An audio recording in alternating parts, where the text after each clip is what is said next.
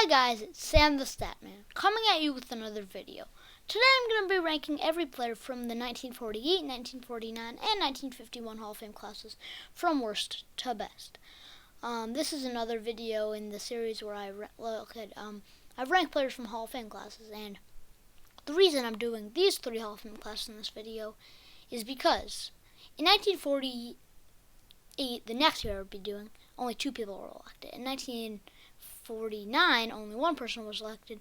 In 1950, no people were elected by the baseball writers, and like I've said in previous videos, I only count players elected by the baseball writers in these videos. And in 1951, 2 people were elected. So I decided to just put them all together to have 5 people, which I thought was a good number. And if you're new to the channel, I'd want to say that, well, first of all, thank you. And second of all, I will be treating these players as if they all came from the same Hall of Fame class. Like, I won't be doing 3 separate lists. Like, I won't be ranking every player from 1948, then every player from 1949, then every player from 1951. I'll be combining them into one list and just treating them like they all were elected in the same Hall of Fame class. And so, without further ado, let's get into it. Number 5, the worst player from these 3 Hall of Fame classes, and in my opinion, probably the worst player I've talked about so far in all of these videos, is Pie Traynor. He was an okay player. He's above average, but definitely does not deserve to be in the Hall of Fame. In his career, he batted .320, .362, .435 with a 107 OPS plus and 2,416 hits. He also had 58 homers, stole 158 bases, and only had 37.3 WAR. And was a 2-time All-Star. Definitely towards the weaker end of Hall of Fame players. An above-average player, I guess, but definitely does not deserve to be in the Hall of Fame. Number 4 on this list, and another player who's sort of toward the weaker end of all of the players I've talked about so far, is Herb Pennock. In his career, he went .241 and .162 with 3.60 ERA and a 106 ERA plus. In 3,571.2 innings pitched, he struck out 1,227 batters, had a 1.348 WHIP, and 45.7 WAR. Like I said, definitely toward the weaker end of the Hall of Famers I've talked about so far. Sort of like Pie Traynor, in that he probably doesn't deserve to be in the Hall of Fame. I mean, he was an above-average player, but definitely does not deserve to be in the Hall of Fame. Number 3, and really the first player on this list who you could say is a legend, and people would agree with you, and definitely the first player on this list who, in my mind, definitely deserves to be in the Hall of Fame, Charlie Gehringer. Charlie Gehringer is so much better than Pie Traynor or Pennock, so much better. In his career, he batted .320, .404, .480 with a 124 OPS plus, and 2,839 hits, with 184 homers, 181 stolen bases, and 83.8 WAR. In his career, he won an MVP award, was a 6-time All-Star, and also won a batting title. So, he's like the first player on this list who you could really say is like a top 50 player in all of baseball. For Traynor and Pennock, definitely not. For them, they don't deserve to be in the Hall of Fame, but Gehringer does.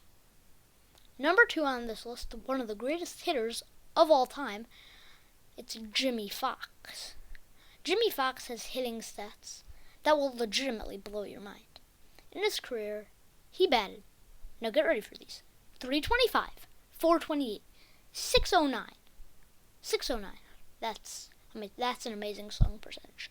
With a 163 OPS plus, which is, I'm pretty sure it's more than Stan Musial, Hank Aaron, and Willie Mays. That's 3 top 10 all-time players, and he had a better OPS plus than them. He had 2,646 hits, 534 homers, and 93.9 WAR. In his career, he won 3 MVP awards, was a 9-time All-Star, won 2 batting titles, and a Triple Crown. Back in his prime, some people, when he played for the Red Sox, I'm pretty sure it was Ted Williams, who said he could break Babe Ruth's home run record. This was back when Babe Ruth had the home run record, of course.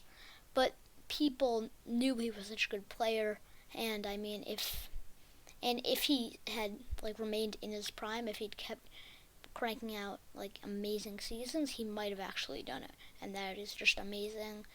Jimmy Fox, just one of the all-time greats.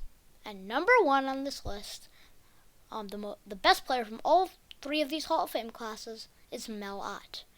Mel Ott has offensive sets to rival Jimmy Fox, which is something to be proud of. In his career, he batted .304, .414, .533 with a 155 OPS plus and 2,876 hits, also having 511 homers. It looked like good defense from what I can tell. I mean, they don't have as many advanced defensive metrics back when Mel Ott played as they do now, but from what I saw, I think Mel Ott had good defense. Maybe I'm wrong, but from what I saw, he did have good defense. Like I said, it's harder to talk about players. It's hard to look at how good defensively players were back when Mel Ott played than how they are now, because now we've got all these advanced metrics. Back then they didn't. But from what I saw, he looked pretty good defensively from the stats I saw, from the stats that were available back then.